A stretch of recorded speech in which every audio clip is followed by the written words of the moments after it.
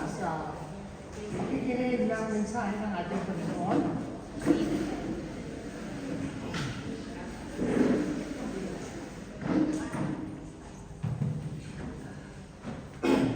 Tayo po ay makikinig na ng salita ng Panginoon at sa pag-aaral din ng kanyang mga salita.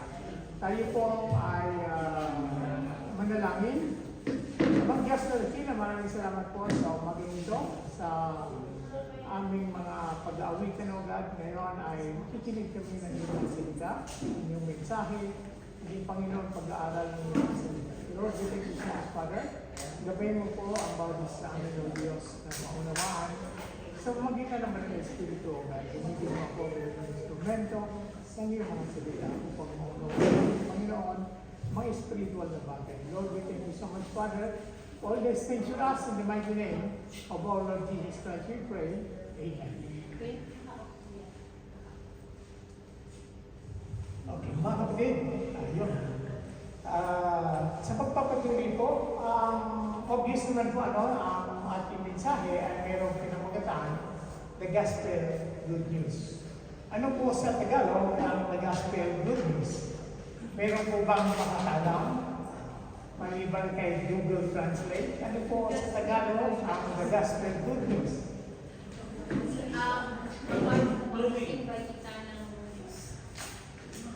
Amen. So ito po, mabuting balita ng Ebanghelyo. So ito po, mabuting balita ng Ebanghelyo. At ano naman itong Ebanghelyo na ito? So narinig po natin lagi yung Ebanghelyo at alam natin ito tungkol sa ating Panginoon. So tungkol sa kaligtasan. Subalit sa araw po ito ay ito ang hatid. Malalaman natin talaga yung ating Ebanghelyo na binibigay natin ng Panginoon, ibinigay sa atin ng Panginoon. Bakit ito naging isang magandang mabuting balita? At ito po, sino po sa atin sa umagang ito nakapagbukas ng ating mga Biblia sa bahay? Wala? O kahapon? Wala pa rin? Or last week? Ayun, meron po. Sa ngayon po, sa muli, ay ang ating pong mensahe ay mag-last ng less than 1 hour.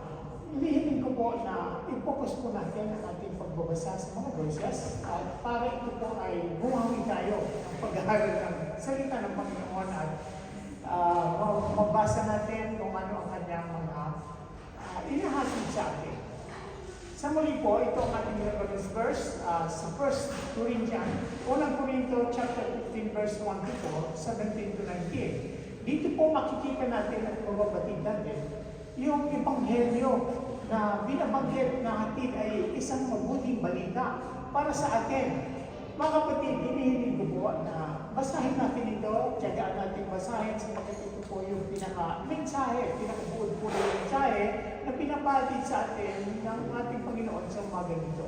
Sige po mga kapatid, basahin natin. Mga kapatid, ngayon ipinapaalala ko sa inyo ang magandang balita na ipinangaral ko sa inyo.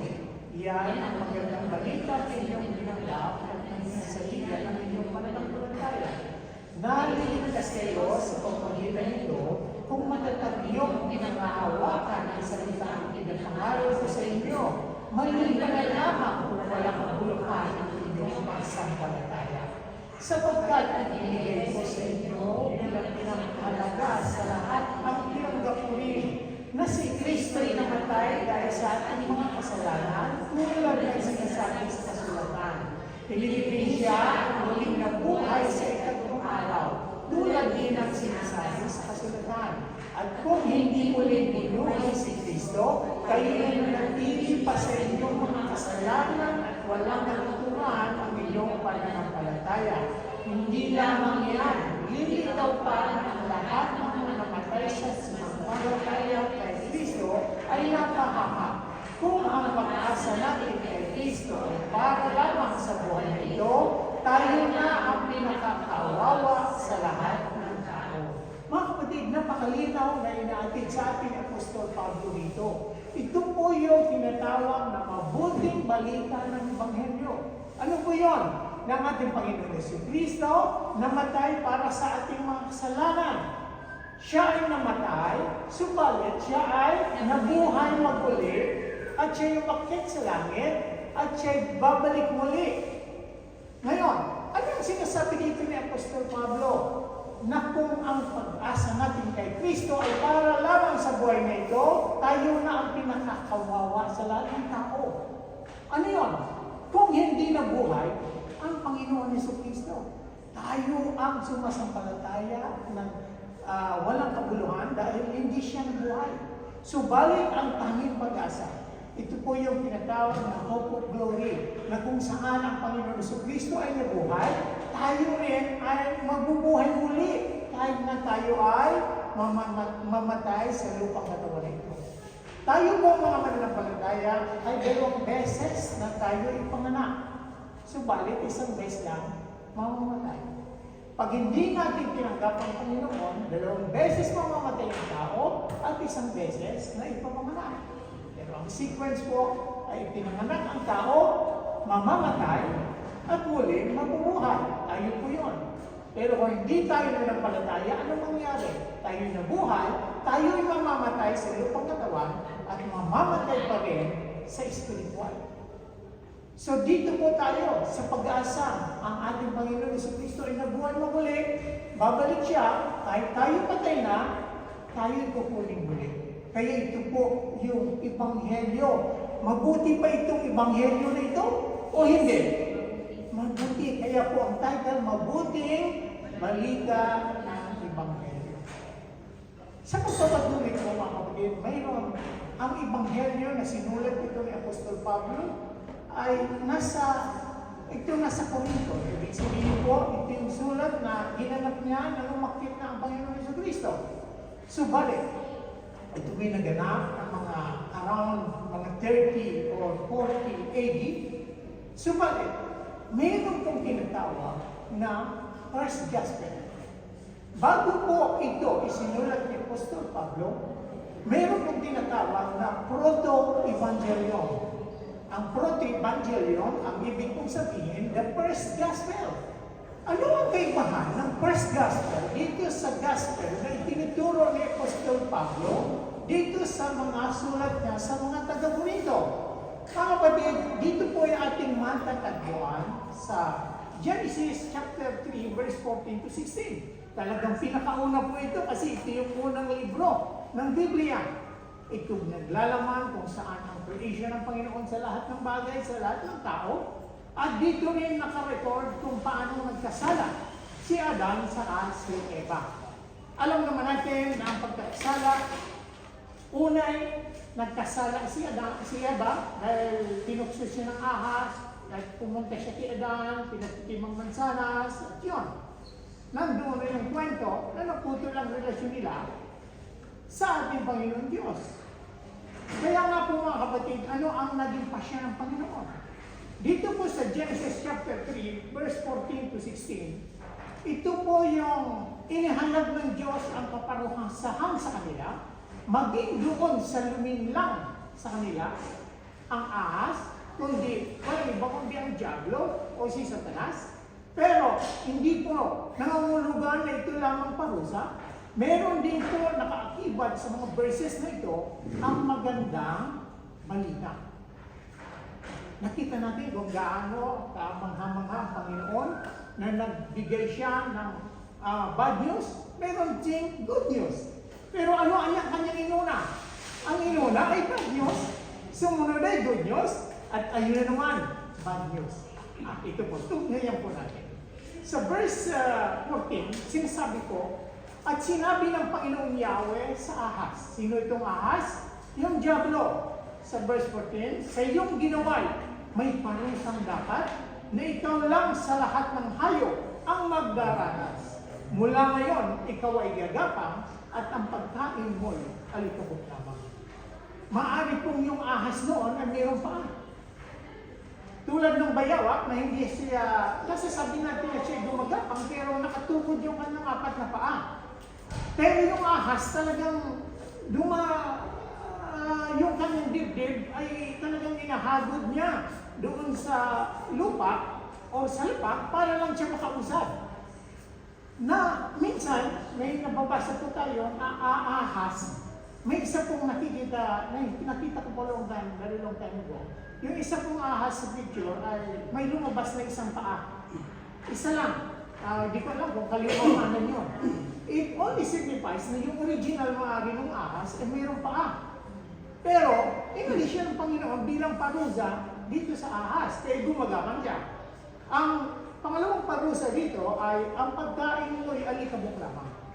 Alam mo naman natin, ano? Alam mo naman natin na yung ahas ngayon ay kumakain na ng daga, kumakain na ng palaka, hindi talaga siya alikabok. Pero maaaring ito ay tinatawag na may term na nakalimutan ko. Idiomatic expression. And then may isang M, letter M. Metaphor. Salamat bro. Ito pa isang metaphor lamang na nagsasabi na kakainin mo yung alikabok lamang. Tulad sa atin, ano? Kung tayo ay normal lakad, lalo na sa karera. Di ba pag sinabing, kung mabilis na makbo, kakain ka ng alikabok. It's a metaphor na ibig sabihin, yung alikabok na maiiwan ko ay masasanghat mo, malalanghap mo. Does not mean na kakainin niya. So the same dito sa ahas, maaaring sinasabi ng Panginoon na maglurusa ka na diyan ka lagi nagagapang sa lapag. Yun ang parusa na ibinigay ng Panginoon Diyos doon sa ahas. Hindi na din alam kung ito ay yung ahas ng unang panahon na sinaniban ito ni Satanas or nadaya rin at nadamay yung mga ahas ngayon. Paano yung klaseng ahas ito sa ngayon? Kasi patuloy pa rin na sila ay gumagapang sa lapag.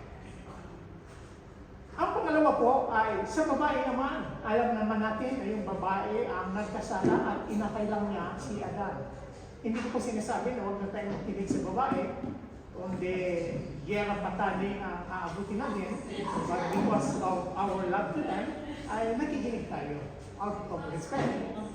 Pero dito po, sa verse 15, sinasabi po ng Panginoon, kayo ng babae, ano guys, sinasabi niya sa ahas, pero sinasabi niya, kayo ng babae aking pag-aawayin. Binhin mo't binhin niya ay lagi kong paglalabanin. Ang binhin niya ang dudurog sa iyong ulo, at sa sako niya, ikaw ang tutuklaw. Isa na naman pong metaphor. Ano po? Pero ano ang kahulugan nito? Ito ba isang magandang balita? O ito yung sinasabi ko na bad news din? Tunghayin natin ang verse 16.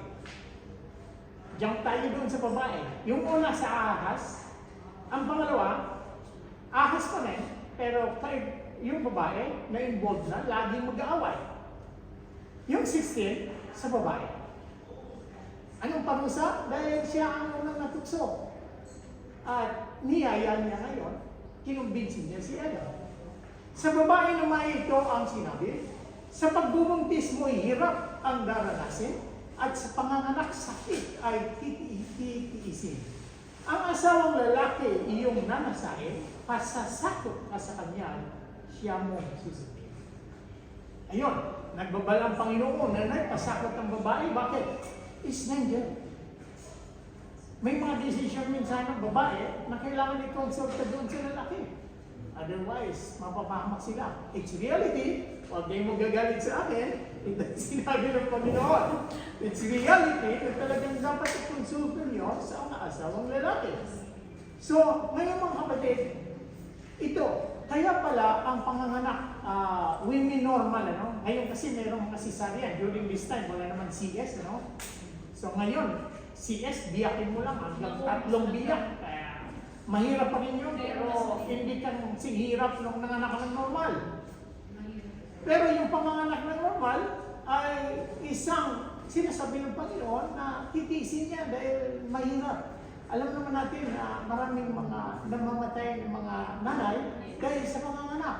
So ito sa mga consequence ng ginawa ni Eva nung panahon na yun. Balikan natin mga kapatid dito sa verse 15. Kayo ng babae aking pag-aawayin. Sino? Yung ahas daw at si Eva. Pero si Eva nga ba? Binhin mo't binhin niya, lagi kong paglalabanin. Ayun, hindi pala si Satanas at si Eva ang pag-aawayin. Kundi yung binhi Ano ang binhi? Yung generation na darating. Ang binhi niya, ang dudurog sa iyong ulo. Sinong sinasabihan? Si Satanas. Ang binhi daw ng babae, or yung seed, na yung generation, ang dudurog sa ulo niya niyan. Pero si Diablo naman, yung ahas, ang tutuklaw sa sakong niya niyan. Saan ba yung sakong? Hindi naman siguro ito, no? Sa baba, di ba? Okay, mamaya. Sabi ko nga, ito isang metaphor na tingnan natin ang kahulugan. Ito mga kapatid, tingnan natin ito. Si Jesus, sinasabi ni Apostol Pablo sa Genesis chapter 3 verse 16 na si Jesucristo ang binhi, seed na nanggaling sa lineage ni Abraham. So ang ibig sabihin, ang tinutukoy ni Yahweh rito na binhi ng babae ay si Jesucristo na nanggaling sa lineage ni Abraham. Galatians chapter 3 verse 16. Kaya siya ang tinatawag na ultimate seed. Hindi niya po sinabing seeds. Seed kasi isa lang. Only Jesus Christ. Why? Siya ang nag-iisa, bugtong na anak ng Diyos. Ngayon, ito po, the promise was spoken to Abraham and to his seed. Scripture does not say seeds, meaning many people, but to your seed, meaning one person, who is Christ. Ngayon, ito po mga kapatid, may mga nagsasabi na itong mga believers in Christ, paano naman tayo yung mga Gentiles na mga believer? Makakaasa ba tayo sa kaligtasan na yung-offer sa atin ng ating Panginoon? Meron po. Because through faith in Christ, all believers, regardless of nationality, will become part of Abraham's spiritual seed and inherit the promised blessing. Siyempre, pag believers ka, you are part of the church. Ito po yung tinatawag na church is a group of believers. Hindi po building. Ito po yung tinatawag na corporate body of all true believers in Christ forms the spiritual seeds, receiving God's promise blessing through Him. Sabi nga po, all nations will be blessed through the seed. Sabi, the promise to Abraham was all nations would be blessed through his offspring. Maging po sa ibang libro, sinasabi na ang offspring lamang ni Abraham, ni Isaac, doon magla-lineage ang mga prophet. Kaya mga kapatid, nakikita natin kung may legitimate at illegitimate na mga propeta na dumarating sa mundong ito. Kaya watchful po tayo. Okay, ngayon, sa pagpapatuloy po mga kapatid, ito, the blessing is fulfilled through Jesus Christ, who delivers people from the curse of the law and bring them into a relationship with God. Makikita po natin sa John chapter 8, verse 33. Dito po, John 8:33, binabanggit po na ang mga Jewish people, kiniklaim nila na ang kanilang heritage, sinasabi nila, we are Abraham's descendant and we have never been anyone's slave. Narinig niyo ba yung pagsabing Hudyo, they are the chosen people of God? Sila ang pinili ever since ng panahon ng si Esau saka si Jacob. Kilala niyo ba itong dalawa nito? O kilala niyo lang yung nasa kalsada, nasa street na mga puso ni Esau? Hindi po yun. Si Esau po at si Jacob ay anak ni Isaac. Na si Isaac naman ay anak ni Abraham. Pero si Abraham ay unang panganay na anak, si Ismael, but from the slave woman na si Hagar, an Egyptian. Pero hindi yun anak into the promise na anak ng Panginoon. Anak ni Abraham na promise ng Panginoon. Kundi ang kanyang promise ay si Isaac. Remember po, si Isaac ay inoffer ni Abraham on the same mount kung saan pinako ang Panginoon si Kristo. Nasaan po ito? Noong panahon na yon ay tinatawag na Mount Moriah, yung panahon ni Abraham. Pero noong panahon ni Jesus, ito ay tinatawag na Mount Tobiscal, na kung saan ito po yung sa Calvary. the same spot po ng pinag-operan ni Isaac kay Abraham, ni Abraham kay Isaac, the same mountain po na inopera ng Panginoon. Kaya mga kapatid, dito po, sinasabi nila na sila yung chosen people of God. Tingnan natin kung talagang sila talaga yung chosen people of God sa panahon din natin ngayon. Sinasabi po ng Panginoon kasi sinasabi ng mga Hudyo noong panahon na yun na sila ay descendant ni Abraham. But Jesus responded by distinguishing between physical descendant and those who truly the works of Abraham and follow God's will. Tayo po yung descendants ng Panginoon spiritual. Kahit ikaw Hudyo, kahit ikaw ay Hintil, ano man ang iyong nationality, pag tinanggap mo ng Panginoon, ikaw ay descendant ng Panginoon spiritually because of Christ. Galatians chapter 3 verse 7, dito po binabanggit din yan that understand then that those who have faith are children of Abraham. Kung tayo nananampalataya sa pagitan ng Panginoon sa Kristo, tayo ay mga anak ni Abraham. Na kung saan ang promise ng lineage ng Savior ay doon. Tinanggap natin ang Panginoon sa Kristo, therefore we are also the children of Abraham. At siyempre, we are children of God. Galatians chapter 3 verse 29, if you belong to Christ, then you are Abraham's seed and heirs according to the promise. Ito na po yun. Tingnan po natin, sino nga ba itong mga Hudyo na nag-claim na sila daw ay mga descendant ni Abraham, kaya sila ay chosen people, never be slave, kasi sila ay mga people na minamahal ng Diyos. Sabi ng Panginoon sa Kristo sa mga Pariseo sa John chapter 8 verse 44, ang sabi niya, you belong to your father, the devil. You belong to your father, the devil, and you want to carry out your father's desire. He was a murderer from the beginning, not holding to the truth, for there is no truth in him. When he lies, he speaks his native language, for he is liar and father of lies.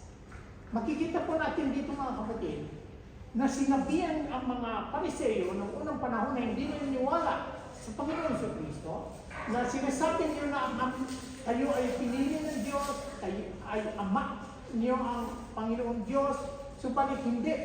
Instead, ang ama niyo ay ang Diablo.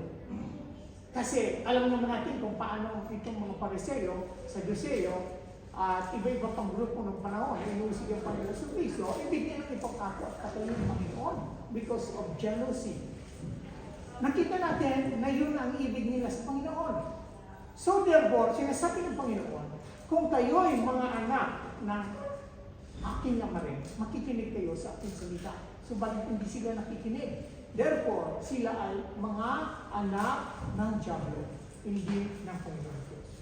Ngayon, pinagmamalaki nila na sila ang kingdom because they are the chosen people of God. Makikita natin sa Matthew chapter 21 verse 43. Sinabi ng Panginoon Jesus sa kanila, therefore, I tell you, that the kingdom of God will be taken away from you and given to a people who will produce its fruit. Sino yun? Tayo ng mga hindi. Hindi nila tinanggap ang Panginoon Kristo, ang kanyang mensahe na nanggaling sa Ama. Therefore, ipinagkaloob din ito sa ating mga hindi.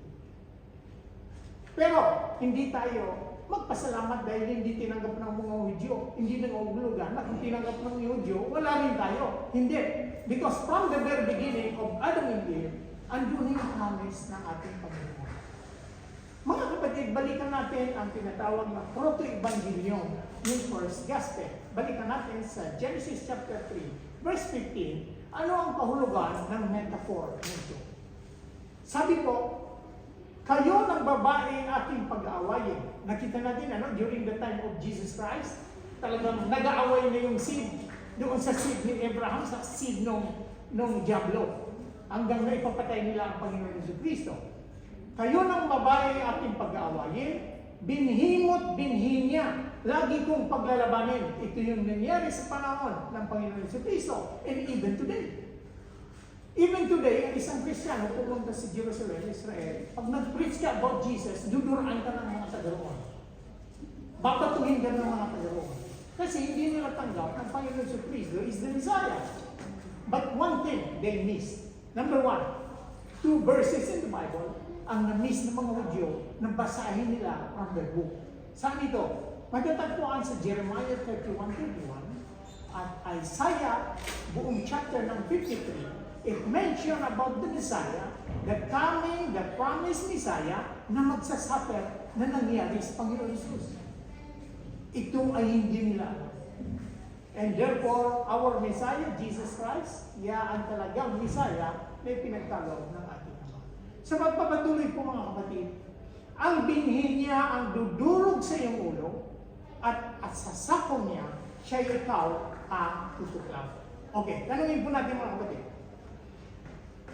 Yung tinuklaw ng niya doon sa sako, mamamatay ba agad? Or may dahilan ba namatay? Pwede siguro pag pinutol yung ulo, kung may pinutol yung paa, kung may kamaldag, hindi siya mamamatay. Putol nga lang, pero buhay.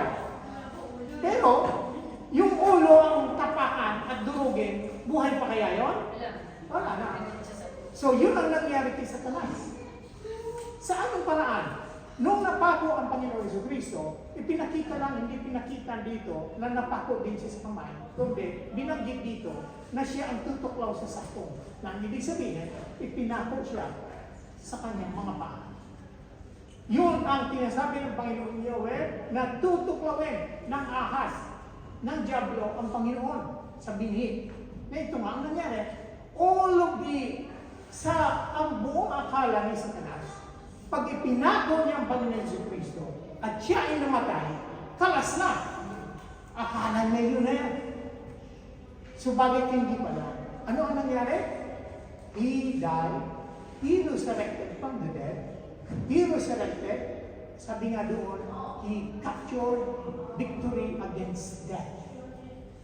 Ang hindi alam niya sa Satanas, akala niya winner siya, nagbubunyi na siya, pero nung nabuhay ang Panginoon si Cristo, alas, talo pala siya. Kaya yun po ang nangyari sa pamamagitan ng sinasabi nga po sa 1 Corinthians chapter 15, ito po ang sinasabi ni Apostol Pablo na nagdurog niya si Satanas ang kanyang ulo.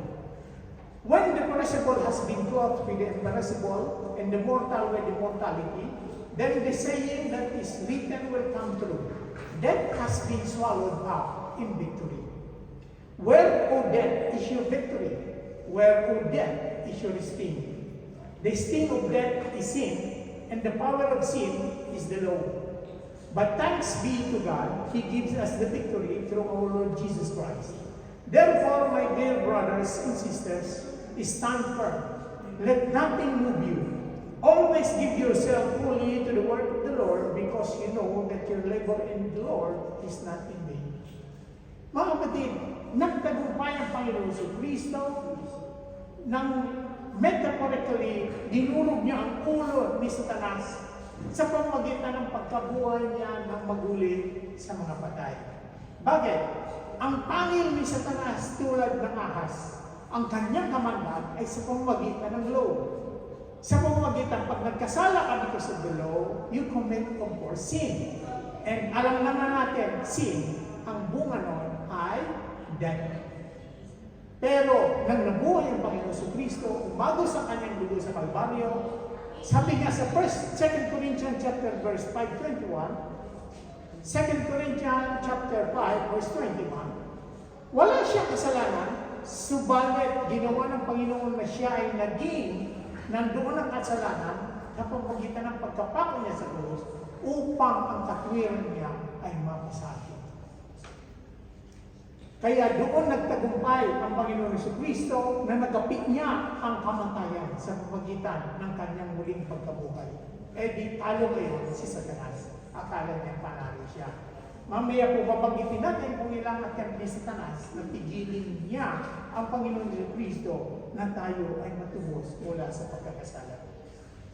Sa Old Testament po ay narinig niyo ba ang unang, alam natin, ang unang tao ay si Adam hanggang kay Noah.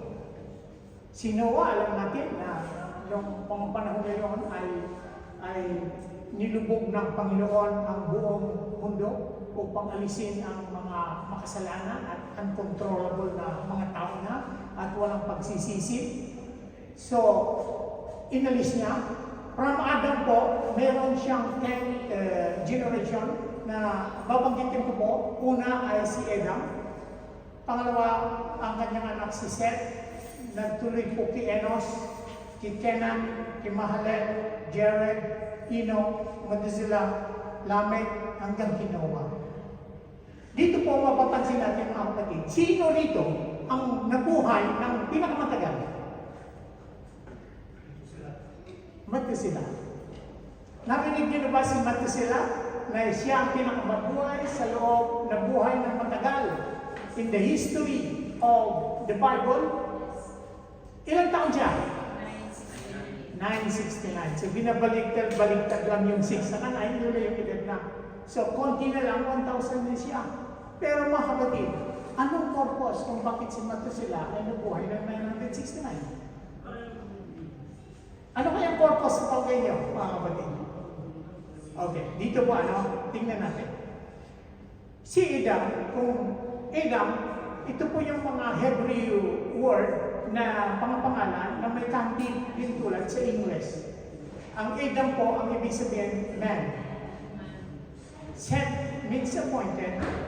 Enos means mortal. Kenan means sorrow. Mahalet means the blessed God. Jared means shall come down. Enoch means teaching. Methuselah means his death shall bring. Imagine may kahulugan na yung Methuselah kung bakit buhay siya ng 969. His death shall bring. Lamech, that is failing. Noah, rest or comfort. Ngayon, kung pinagsama-sama po dito sa baba, may kahulugan po from Adam to Noah. Ang kahulugan, man is appointed mortal sorrow, but the blessed God shall come down teaching that his death shall bring the despairing rest. Nakita natin, from Adam to Noah, ang mensahe pa rin ng Panginoon ay patungkol dito sa Misaya. Yung tao daw ay appointed mortal sorrow, okay, andun na yung disparition, pero the blessed God shall come down, tuturuan sila, at ang kanyang kamatayan ay magdadala ng rest or relax doon sa mga tao. Sino yun? Jesus Christ. So mayroon pong hidden meaning. Yung mga pangalan na ibinigay ng Panginoon, this is not a coincidence, kundi talagang plano ito ng Panginoon.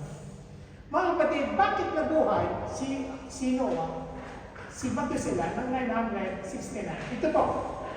Kung nakikita niyo po, ang una, si Adam to Noah, pumunta na tayo kay Enoch. Si Enoch ay nabuhay ng 365 hanggang kinuha siya ni Lord, pero at the age of 65, si Enoch, ipinanganak niya si Methuselah. Okay. Ito po. Si Enoch ay nabuhay ng 365 years according to Genesis chapter 5 verse 24. Pero nung nagkaedad siya ng 65, ipinanganak niya si Methuselah, magtatagpuan sa Genesis chapter 5 verse 21. Si Methuselah, nung nag-edad siya ng 187, ipinanganak niya si Lamech. Okay, nakita natin si Methuselah nag-edad hanggang 969. Si Lamech, nung nag-edad siya ng 182, ipinanganak niya si Noah. Nabuhay si Lamech ng 777 years sa Genesis chapter 5 verse 31.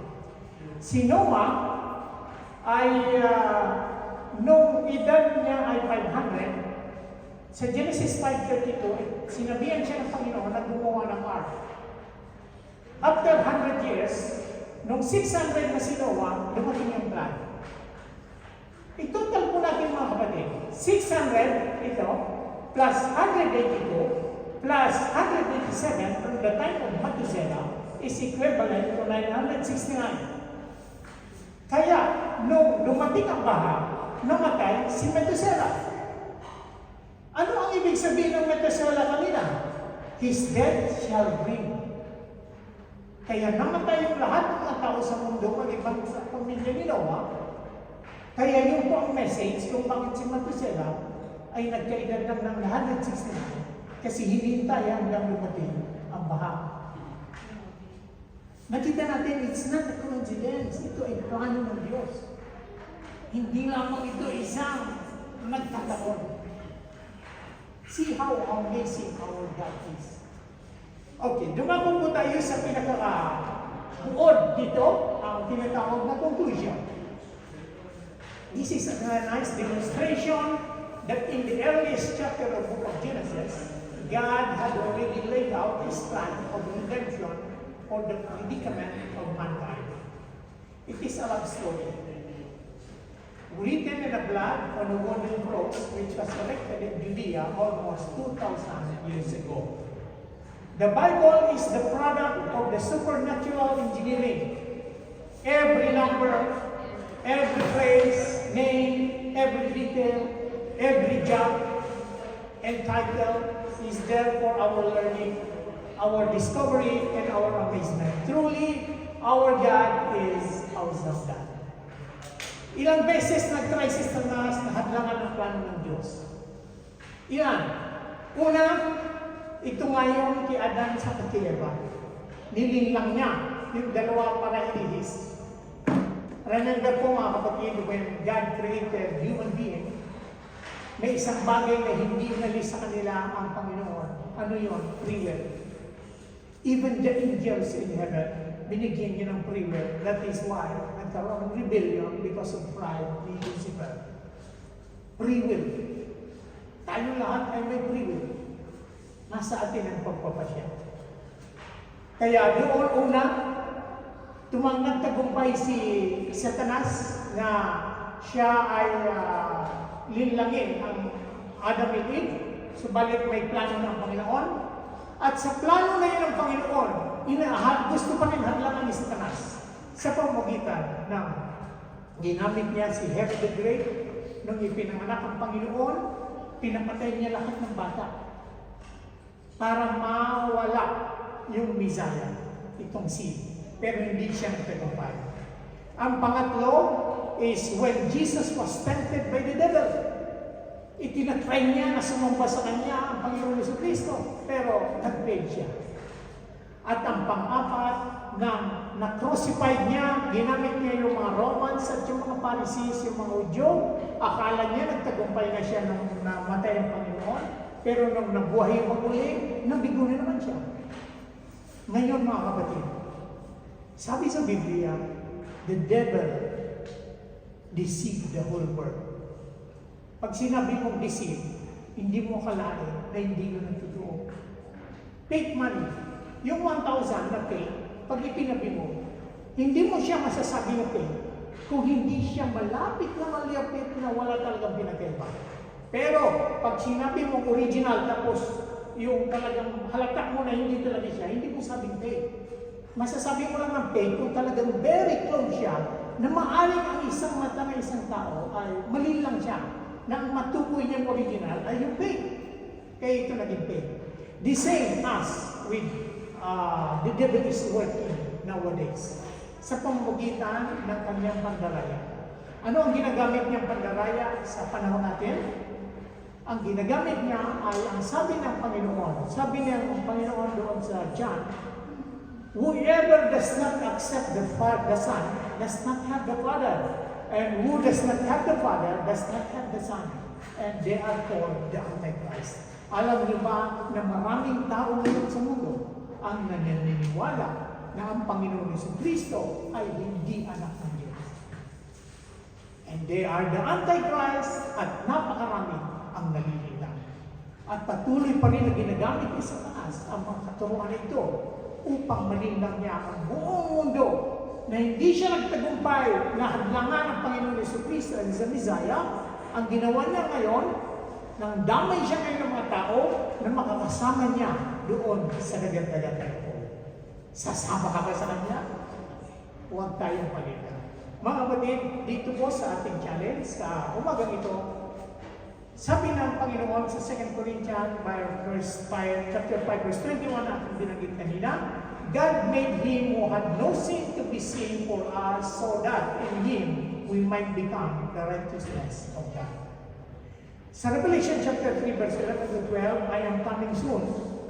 Hold on to what you have so that no one will take your crown. The one who is victorious, I will make a pillar in the temple of my God. Never again will they leave it. I will write on them the name of my God and the name of the city of my God, the New Jerusalem, which is coming down out of heaven from my God, and I will also write on them my new name. Ito po yung binabanggit ko mga kapatid. Sa pagdating ng panahon, tayo ay bibigyan ng Panginoon ng sulat sa ating mga noo. Isusulat niya ang pangalan ng Diyos, ang pangalan ng siyudad ng Diyos at ang New Jerusalem. At higit sa lahat, ibalagay din sa atin ang kaalaman ng kanyang bagong pangalan. Maaaring magtanong kayo, brother, bakit papalitan ang pangalan ni Jesus? Okay, si Jesus po ang may sabi dito. Remember po, Jesus means Savior. Ibinigay niya ang pangalan, ibinigay ng Diyos ang pangalan Jesus sapagkat ililigtas niya ang kanyang mga tao. During this time, nakasama na natin ang Diyos at kasama na natin siya. Hindi na niya kailangan ng pangalan Jesus kasi tapos na ang pagliligtas. Kung ano man ang bago niyang pangalan, walang nakakaalam kung di ang tatanggap lamang nito. Ibig niyo bang malaman? Manatili po tayo sa ating Panginoon. So tayo mga kapatid, huwag tayong padaya, kaya po ito ang ating challenge, magbasa tayo ng Biblia. Patuloy tayong makinig ng mga salita ng Panginoon at umattend ng mga ganitong gawain. Sapagkat nakikita natin kung paano natin proteksyonan ang ating mga sarili sa pagitan ng daya ng kaaway. Sapagkat ang kaaway hindi lamang double time, triple time, maybe 10 times pa siya na gumagawa sapagkat nalalaman niya malapit na ang kanyang panahon at oras. So, tayo lahat mga kapatid, lahat ng papuri para sa ating dakilang Diyos, tayo po ay manalangin. Amang Diyos na dakila, maraming salamat po sa ubagay nito sa pagtatapos ng iyong mensahe at sa pag-aaral ng iyong mga salita o paglubos namin mga kumahan, paglubos namin lakas ng Panginoon na nakaayon sa iyong panahon.